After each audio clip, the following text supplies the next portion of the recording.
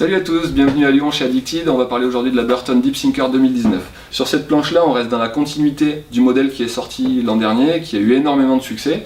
Donc on ne change pas une équipe qui gagne et on reste sur la Deep Sinker qui, avec son programme polyvalent freeride, est directionnel. Directionnel dans le sens où on va avoir les inserts qui vont être légèrement décalés sur l'arrière pour avoir le côté un petit peu plus facile à amener en conduite de courbe, un petit peu plus pivotant. Et puis un shape qui va avoir un pintail, c'est-à-dire qu'on va avoir une zone un petit peu plus large au niveau de la spatule à l'avant qu'à l'arrière. Ce qui va permettre toujours pareil en fait d'amener la planche un petit peu plus facilement dans les conduites de courbe et d'avoir un talon qui s'enfonce un petit peu plus quand on se retrouve notamment en neige poudreuse. Donc aucun effort à fournir, la planche naturellement va rester en surface.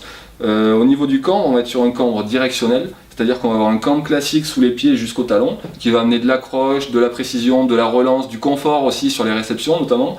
Et puis on va avoir une zone de rocker à l'avant, donc une zone de cambre inversé, une plus grande spatule qui va permettre d'amener beaucoup de flottaison et naturellement faire en sorte que la planche cherche à ressortir de la neige poudreuse et reste en surface. Donc pas d'effort à faire, pas besoin d'appuyer comme un malade toute la journée sur la jambe arrière. Naturellement on reste planté sur ses deux pieds et puis on reste en surface.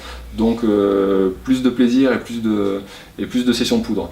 On est sur un indice de rigidité de 7 sur une échelle qui va jusqu'à 10, donc on est sur quelque chose d'assez énergique quand même d'un point de vue flex et d'un point de vue torsion aussi, ce qui va rendre la planche hyper réactive aussi pour la conduite sur piste, sur neige dure notamment.